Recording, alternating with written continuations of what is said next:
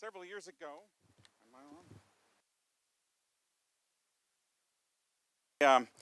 I was scheduled to go with my family to California for a Hellwig family reunion. Hellwig is my wife's maiden name. But I threw my back out, and so I ended up, instead of going for the week to California to sightsee and see the family, I spent a week laying on my back hanging out with Rex. And I don't know if that was really a treat, but um, but during that time, one of the sites that my wife and kids got to go see was the Winchester Mystery House. How many of you have heard of the Winchester Mystery House? All right, only a handful of people.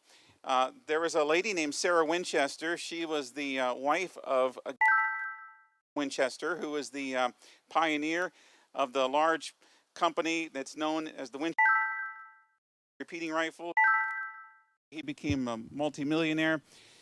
When he passed away, she inherited his fortune, but she moved. She moved to San Jose, California. Also, during this time, she lost an infant daughter, and so she wasn't handling her grief very well. And one of the ways that she tried to handle her grief was to keep herself busy.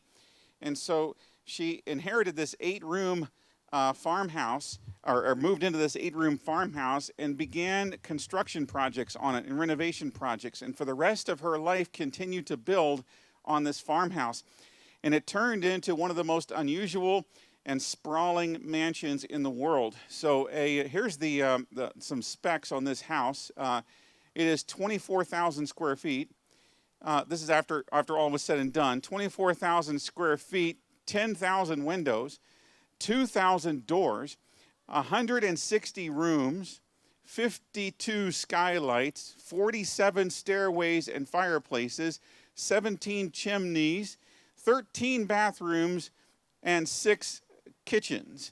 It was built at a price tag of $5 million in 1923. That equates to $71 million today. The house has hallways that go nowhere, stairwells that go nowhere. It's just kind of this meandering, sprawling house that really has no real design or aim to it. In many respects, people's lives are like that today. People tend to build their lives and they add things on and add stuff onto their lives, but there's no rhyme or reason to it, no real intentionality, no real purpose, just a lot of confusion. And that's how a lot of people live their lives today, in perpetual confusion, but constantly, instead of looking in the mirror and facing up to their questions and situations, they try to keep themselves busy and fill their lives up with busyness. And as a result of that, and as a result of many problems in our world today, and all the confusion and turbulence and uncertainty out there, I feel like this is going in and out here, all the uncertainty out there, because of that, people are lost, stumbling in darkness. And this is why we need the Lord. And it's also why we need wisdom and knowledge, and that's the intent of our series this month, is how do we think like the Lord wants us to think? How can we think like Solomon? And we're looking in the book of Proverbs today. And so if you have your Bibles, turn to the book of Proverbs. And I would ask you to turn to Proverbs chapter 4. Proverbs chapter 4, we're going to look at 2 passages today from the book of Proverbs as we continue our series. And so Proverbs chapter 4, those of you that have been in church for any length of time will probably recognize these 2 passages. And because my Bible is not cooperating, I'm just going to quote these. Thankfully, I memorized them. So Proverbs chapter 4 and verse 23. Proverbs chapter 4 and verse 23. Guard your heart with all diligence, for out of it are the issues of life. Guard your heart with all diligence, for out of it are the issues of life. Well, how do you guard your heart? And there are several answers to that, but the main answer is found in the chapter previous, in what many theologians consider to be the major passage of Proverbs, the one that kind of gives you the theme for the entire book, and it's one of the most memorized passages in the Bible, and that's Proverbs 3, 5, and 6. Proverbs 3, 5, and 6. Trust in the Lord with all your heart, and lean not on your own understanding. In all your ways, acknowledge him, and he will direct your paths. Who am I, and who can I trust? I believe those questions are at the heart of most of the problems and conflicts in our lives and in the world around us. Who am I? Who can I trust? Questions of identity and trustworthiness. I'm going to ask you right now to please clear aside all mental distractions and please focus on what God has you to learn from these two very important and significant passages in His Word.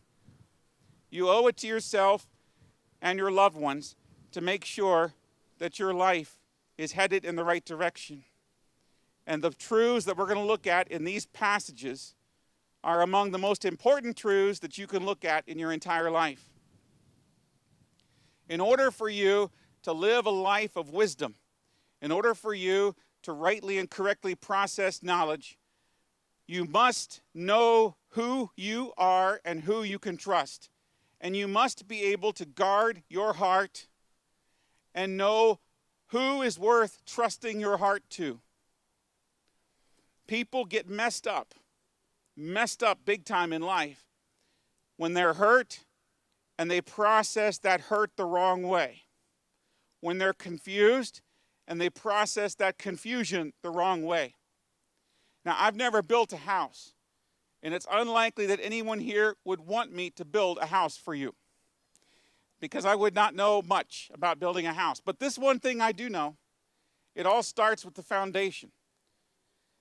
You can build the prettiest and awesomest house in the world, but if you build that house on a poor foundation, that house is not going to last and it's not going to be safe.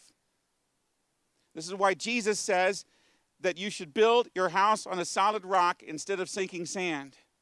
But a lot of people today are building their house on sinking sand. They're building their life on things that will not hold their life up. And they're chasing after dreams and wishes and agendas and narratives that will not sustain them or stand at the end of the day. And a lot of confusion that we have is because we are not correctly answering those questions, in many cases not even confronting the questions, but not correctly addressing those questions of who am I and who can I trust. So let's first look at Proverbs 4:23 and the importance of guarding your heart. I want you to think right now of all the people that you know. All the people that you know. Let's start with, on the outer orbit of people that you know, all your fans on TikTok, all right? All of your followers on Instagram, Facebook, Twitter, all of your social media friends. So start with them. Start with the coworkers then. Then move into your friends and your acquaintances and people that you hang out with, and then your family. You know, your nuclear family, your extended family. All the people that you know. Now, get that in mind, all the people that you know. Now think about two groups from within that large orbit. All the people that you know, I want you to take two groups out of those people. First group are those people who you admire and respect. People that you admire and respect and trust. And the second group are those people that you most enjoy spending time with. The people that are easy to love. Chances are the groups overlap, but may not be identical. Because there may be some people that you admire and respect, but you're not in their same social circle. Maybe they're at a different stage of life. Maybe their interests are a little bit different. The personalities don't mesh, and so maybe you got some people that you admire and respect, but they're not necessarily a close friend, but you do admire and love and respect them. And then there's people that you are very close with, that you love to hang out with and love to spend time with. Now, I want you to think for a moment the criteria that you use to separate those people out from the entire orbit of people that you know. How is it that we decide this person, or how is it that what goes into the algorithm in our mind that gets us to say this person is easier to love than this person? And we're in church, so we can be honest here.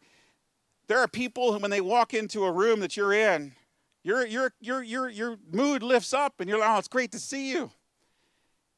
And then there's other people that walk into a room, and it's like, why didn't I leave a couple minutes ago when I was thinking about it?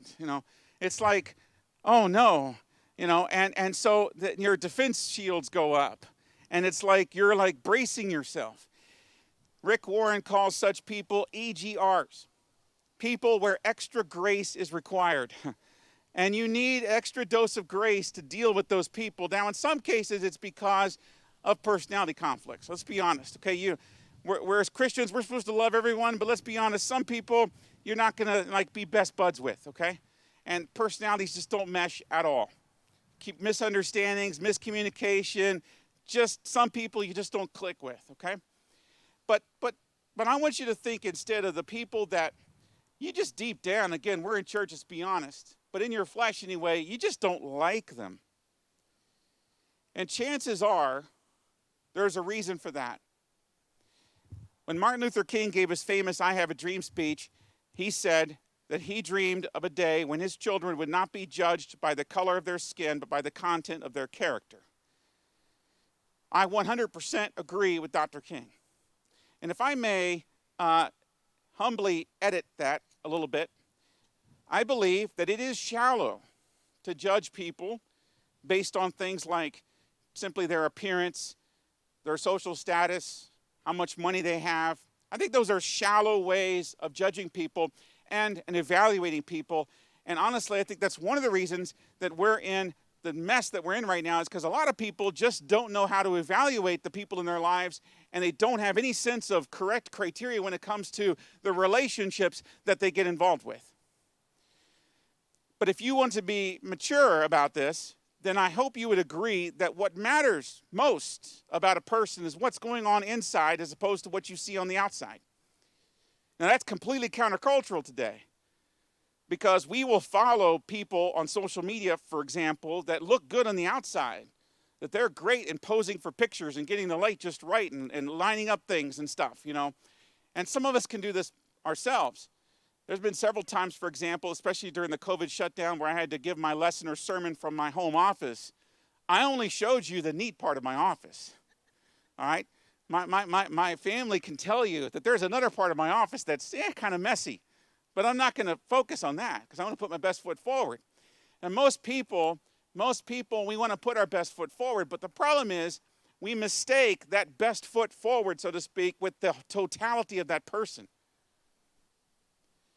What really matters, and we should put our best foot forward. I get it. When you go on a date, I highly recommend that you bathe and brush your teeth and, all that, okay? You want to put your best foot forward. You go on a job interview, dress nice for it. I get it. So there's nothing vain about that. But what matters most of all is what's going on in here. Solomon would say that it's all about the heart. The heart. Who you are, practically speaking, is shown in your heart. Are you a person who is driven by love and compassion and sincerity and authenticity and integrity?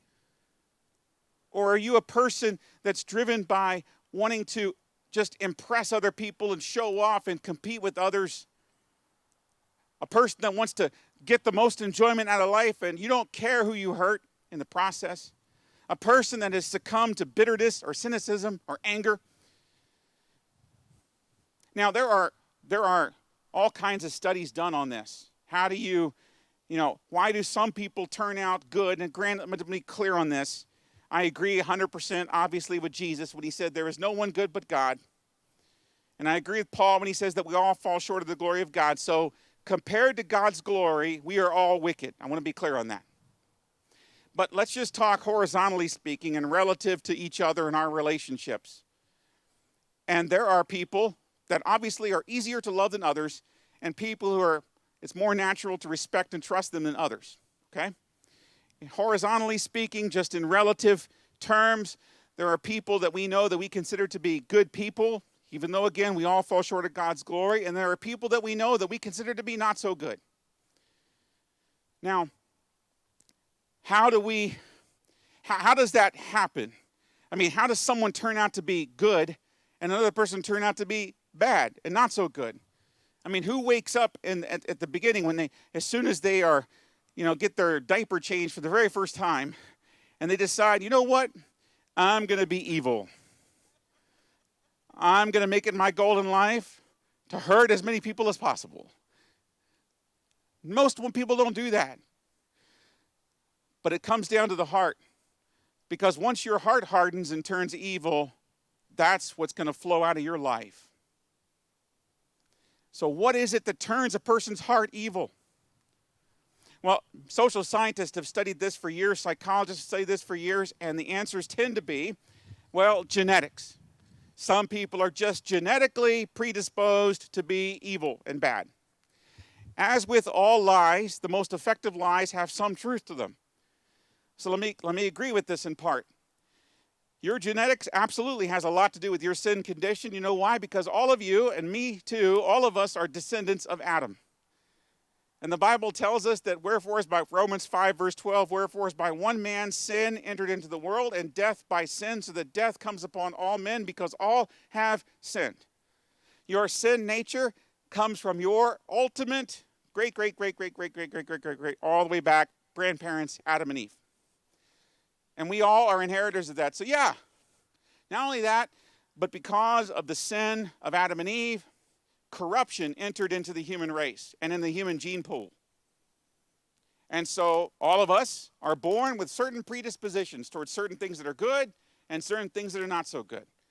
Some of us are born with a predisposition toward artistic beauty and creativity. Some of us, that's not me. Some of us are born with a predisposition toward a talent of singing. Again, not me, okay? And some people are born with a predisposition toward anger issues, or a predisposition toward addictions, or a predisposition toward this or that. All that's true. But you are not to be a victim of your genetics. Now, I'm going to use a poker analogy. I'm a good Baptist. I don't play poker. But, and if I did, I would just gamble cookies. But I have seen poker played on TV, and so therefore I can use this analogy. No matter your genetics, you are responsible for your life, and you must deal with the hand that you're dealt. Some people say it's a matter of cultural upbringing, everything from parents to the community that I grew up in and all that, and that influences people, and therefore, however they turn out, it's not really their fault, it's about their upbringing. Once again, as with all lies, there is an element of truth to this. You are very much influenced by the home that you grew up in. You are very much influenced by your parents. Parents are the most influential people in anyone's life. And that's one of the reasons why, unfortunately, society and many people are a mess, because there's a lot of broken families out there and broken homes. The family's been breaking down for decades now, like never before. And this has created all kinds of problems. And so, yes, if you have bad parents, that's going to hurt you. If you grow up in a school, for example, I talked to one. I used to be a Christian school teacher. One of the young men that transferred into the school was telling me about the school that he was in. The teachers did drugs with the students. It was hard to get from one classroom to the next without getting beat up. Some students were stabbed. So the quality of your education is going to be somewhat diminished if you grow up in a school like that. So cultural upbringing, and there's so many levels and areas of this. Cultural upbringing has a lot to do with the kind of people that we get, how we get shaped. But you are still responsible for the choices that you make. You are still responsible before your Creator for the person that you become. You must deal with the hand that you're dealt, as unfair as that might be. Because here's the reality. I know a lot of people who grew up in a broken environment, and they are wonderful people today. Awesome people who have touched the lives of many people. And I know others who were born in what we would call privilege, and I wouldn't want anything to do with them socially. So just because a person is born rich or this other person's born poor does not destine you to a life of meaninglessness or a life of suffering. There are people that will say, well, there is unfair things that have happened to me. People have hurt me. People have betrayed me. My answer to that is welcome to the human race. That will happen. That is why Psalm 118 and verse 8 says it is better to put your trust in the Lord than your confidence in men. People will let you down, sometimes intentionally, sometimes not intentionally. You will be hurt. But you are still responsible for how you react to people who hurt you. You are still responsible to how you process that. There is a lot of people in our world today who want to disclaim any and all responsibility. Hear me when I say this. You are responsible for your life. And you can get mad at your background in your life. You can get mad at how you've been deprived of certain privileges and certain opportunities. You can get mad all you want, but at the end of the day, your life is still your life. And you are responsible for it. And I'm not the one saying that. That's what this book teaches. Look at all of God's people in this book, all the people that God has used. Some were born into poverty. Some were born into wealth. You got people from at least 4 different continents that God used in this book. You've got people, all kinds of backgrounds, all shapes and sizes, all different ages, men and women. People who were terribly hurt. People who were stolen away from their parents, forced into exile in some cases. People who were raped in some cases. People who were beat up, oppressed. People who had nothing. People who had everything that they had stolen from them. All kinds of people of shapes and sizes. But every single one of them had a relationship with Almighty God and was responsible for taking the life that they had and giving it to God. The way to your heart is through your mind. And your mind is a filter of all the information that takes place and all the circumstances and all the relationships and everything that takes place around you, everything from your health to everything. Your mind is the filter. Your mind decides what you focus on, what you meditate on, and what you retain. Your mind decides what you allow to stay in your heart.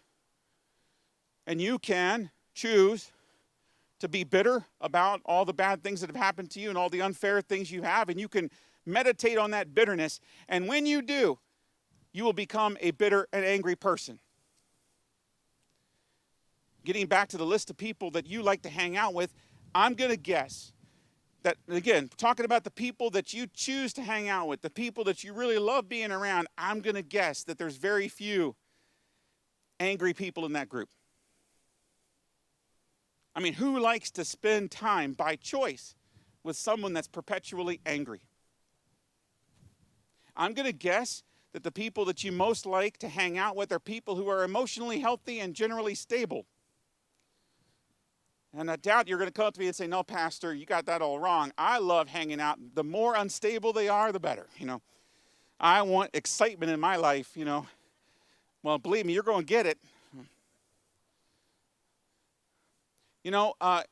You have to guard and protect what goes through your mind and into your heart. That's what Solomon says at the very foundational level. So how do you do that? I mean, because life happens, right? Life happens, and things happen to us that we have no control over. So how do we process this? And that brings us to Proverbs 3, 5, and 6. Trust in the Lord with all your heart. You know what a lot of Christians do today? We trust God with parts of our heart. Think about it. We just trust him with a little bit of part. I'm going to give God Sunday, an hour on Sunday. I'm going to give God maybe 2 minutes of a daily bread devotion each day. I'll pray over my meals, but I'm just going to live my life the rest of the time. God, and if I need him, I might call on him. That's not trusting in God with your whole heart. Trusting in God with your whole heart is saying, God is the most important person in my life, and that relationship is the most important relationship in my life. And before anything else, I'm going to invest in that relationship. To trust in God with everything, your whole life, your soul, your heart. Incidentally, the very moment of salvation begins when you give your heart to Jesus Christ. And discipleship continues the more you daily renew your mind, as Paul says in Romans 12. So, are you giving God your whole heart, including the parts of your heart that are broken, including the parts of your heart that are hurting? I would submit to you that you need to especially give those parts to the Lord in your heart. Now, when things of practically speaking, what does it mean to trust in someone? Well, to trust in someone means that you are going to pay attention to that person. You're going to welcome that person into your circle of friends, into your circle of relationships, into your inner circle. You trust them. Hence my question about those people in your life that you admire, respect, and like to spend time with. Chances are these are people that you trust. All right? Because who you trust is who you're going to pay attention to and who you spend time with by choice. Who you trust is also the person that you think you can count on. And that's why broken relationships can cause some of the most intense pain in our life, because there are people that we have put our hope and trust in who have let us down, in some cases betrayed us, and it crushes us. But if your ultimate trust is in the Lord, even before that person that betrayed you, then at least it's going to relativize that pain and make it easier for you to process that. Because then no matter what happens in your life, no matter who else lets you down, you can at least say, truthfully, I still have Jesus. But if God is not a priority in your life, then your focus is going to be on anything and everyone else other than God. What you focus on is what's most important in your life. And so trust is tied up with your focus, and it's tied up with what you hope in, how you base your whole identity. Trust is all tied up in that. So let's talk about who you spend time with, because honestly, who you spend time with affects your heart. There was a motivational speaker from yesteryear, I think it was a guy named Charlie Tremendous Jones, and he said this. He said, the people you hang out with and the books that you read will have the most influence on your life. The people you hang out with and the books that you read will have the most influence on your life. That's not the exact quote, but that's the gist of it.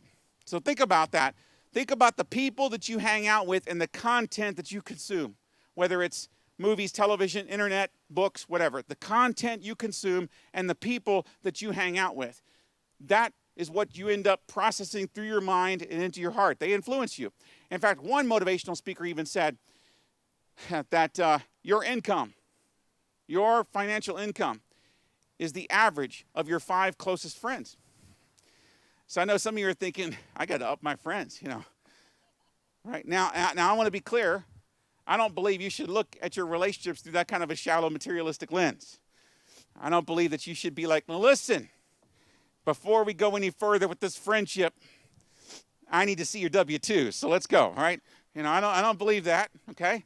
I don't believe you should start running credit reports on your acquaintances, because I don't believe you should look at that shallowly. But let me ask you this, though, because here's what, again, getting back to Dr. King's quote, a person's character does matter. And it is reasonable for you to say, I'm going to love everyone that God puts in my life. But as far as the people that I welcome into my inner circle, the people that I truly am going to trust, I want to make sure that that person has sound character. So you need to ask yourself, what's the attitude level of the people that you hang out with the most, the people you spend time with the most? What's their attitude like? What's their integrity like? Because your close friends and companions will influence you. The book of Amos has a great rhetorical quote from God. Can two walk together unless they be agreed?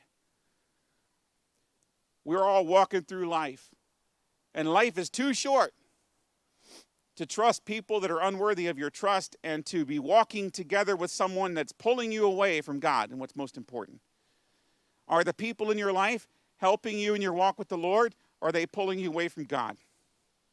And is the content that you consume? Now, I grew up in a very strict Baptist environment, so I want to be clear on this.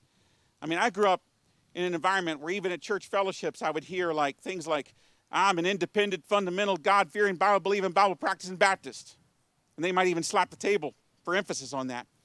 And I'd be like, that's great. Can you please pass the potatoes? So, I mean, but people that would take pride in their identity on how strict they were. I grew up in a very strict environment. So I understand that's not where I'm coming from. I'm not here to say that anytime you watch a movie and that movie has a cuss word in it, you need to repent in sackcloth and ashes. Anytime you read a book, if that book isn't about Jesus, then you better, repent in sackcloth and ashes. I'm not saying that.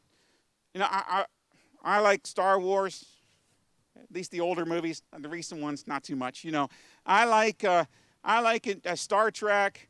It was cool to see Captain Kirk go into space for the 4 seconds that he was up there. It's great, I enjoy that kind of stuff. Occasionally mindless entertainment, just read a fiction book that's like, I was reading one a few weeks ago about cowboys and dinosaurs. Yep. So I get it, okay? All right, that's just pure entertainment. All right, I think it's okay for Christians to have fun. All right, Christians actually can have a lot of fun, But ultimately, I want you to look at the content that you consume. And I want you to ask yourself, is the content that I consume helping me become the person I want to be?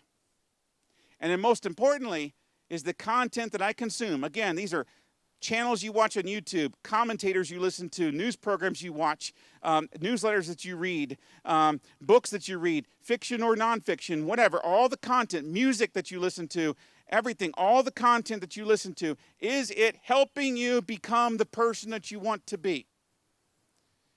And most importantly, the person that God wants you to be. This is why Paul says in Philippians that the things that we should meditate on, the things that we should focus our time on, are things that are true, lovely, pure, virtuous. Those are the things that we should spend our time focused on. But there's a lot of music and entertainment out there that's all about anxiety, fear, anger, rage. And then we wonder why we're stressed. And so, ask yourself, who do you trust? What voices are you listening to in your life? According to the Bible, the voice that you should listen to more than any other is the voice of the Lord, because He alone is worthy of your ultimate trust. Trust in the Lord with your whole heart. And trusting in God also means, as Pastor Charles said, trusting in God's nature even when it seems that God doesn't make sense. Even when God doesn't seem to answer prayers the way we want Him to. Can you trust in God then? Because ultimately that's faith. Listen to me on this. Knowledge is just knowing, right? Knowledge is, if I have all the answers, then I don't have faith, I have knowledge. Faith is when you don't have all the answers, but you're still trusting in the Lord. So are you content? Are you able to trust in Him even when you don't have all the answers to your questions? Even when you're in pain? Even when it seems that God is not there for you, that your prayers aren't getting higher than the ceiling, can you trust in Him even in those dark moments? It's easy to trust God on the mountaintop, but can you trust Him in the valley? Those are the ones that are the true followers of Jesus Christ. It's easy to celebrate the resurrection of Jesus Christ.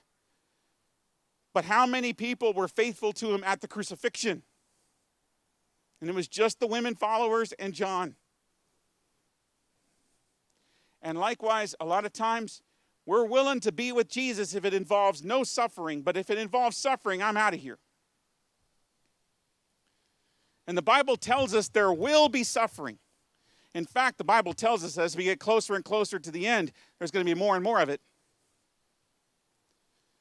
Can you trust God with your whole heart even when there's things you don't understand and even when you're in pain? Because that's where real trust happens. As I close, I want to share with you a neat thing. everyone here is familiar with these two gentlemen from history. They made quite a mark in history. But there was a conversation that took place in the 1950s between Winston Churchill and Billy Graham. Now, Winston Churchill, of course, was a giant of the 20th century. He was one of the most significant leaders on the world stage, really in all of human history, but especially of the 20th century. This guy knew a ton of people, had accomplished just about everything a human being could possibly accomplish, socially and politically and even economically. And yet, he meets with Billy Graham during one of Billy Graham's famous crusades in London. And he actually summoned Billy Graham to his office. And I'm going to read the account of that here. Here's what Churchill said. He congratulated. He was told, Graham was told as he went in, you've only got 20 minutes because the prime minister is very busy. So they began the conversation, and Churchill said, I dare say that if I brought Marilyn Monroe over here and she and I together went to Wembley, we couldn't fill it. What is it that fills it night after night? He was talking about the great crowds of people that were coming. Billy Graham said, I think it's the gospel of Christ. Churchill responded, I'll tell you, I see no hope in the world. Now this is Churchill in his second term as prime minister. The Cold War was now underway. They had just emerged from the Second World War, the most catastrophic conflict in human history. And Churchill led England and all those in Europe, really, that were in resistance to the Nazis. Churchill was a pivotal leader for them. And yet, after defeating the Nazis, here they are up against another struggle, another battle to fight. And they're fighting socialist communism. And you know, if you look back on history, tens of millions of people were killed by communist regimes in the 20th century alone. More people were killed by communism than any other, than people in the 20th century than people who died in all other centuries combined. That'll give you an idea of the catastrophic mess that Churchill found himself in the early 1950s in his second term. And he says, I see no hope for the world. I am a man without hope. Think about that admission. Winston Churchill, I am a man without hope. Do you have any real hope? He asked Billy Graham. Graham made it personal. Are you without hope for your own soul's salvation? Graham asked him. Frankly, I think about that a great deal. The conversation continued, and then someone interrupted him and said, so-and-so is here to meet you, Mr. Prime Minister. But Churchill was so enthralled with this conversation with Billy Graham that he growled in his Churchill way, tell him to wait. And so they continued talking for quite some time. At the end of the conversation, Churchill asked that Graham keep the conversation confidential, which Billy Graham did until well after Churchill's death. Now, you might be asking, well, did Winston Churchill accept Jesus Christ? Because most people would look at Churchill's life and they'd say, it's probably not a Christian. And in fact, really early in his life, Churchill said, I am not a Christian. Pretty clear. But did he accept Christ in the 1950s? Well, here's something to leave you with. When Churchill died years later, he actually knew his death was coming and he planned out his own funeral. And so when he passed away, all the British people came together and mourned. People from all over the world came together and mourned, and they did the funeral just as Churchill planned it out. And at the end of the service, according to Churchill's instructions, they played taps, just as Seth did in honor of Josh a little bit ago. They played taps, which represents the end of life and a time of mourning. But right after the playing of taps, on the other side of the courtyard, another bugler opened up with reveille, which is the beginning of the day. And Churchill's message through that was, this is only the beginning. Because we trust in a God that's worthy of our hope, we know that even though there are things that are going to happen in this life that don't make sense, and we know there's going to be times of pain and hurt, and times of regret, and times of just darkness in this life, we know that, and the Bible tells us that. But we are putting our trust in the Lord. And because of who God is, and because of what God has in store for us, we never need to let taps be the final song of our life. The song of our life really is reveille, because we know that God will come through in the end. And in the end, we will see the promise of Paul unfolded before us. In the end, when we close our eyes in death, as our brother Josh did, we will wake up in the presence of angels, in the presence of our holy Lord and Savior, Jesus Christ. We will be able to see, as Paul wrote in Romans 8, that the sufferings of this present time are not worthy to be compared to the glory that will be revealed in us.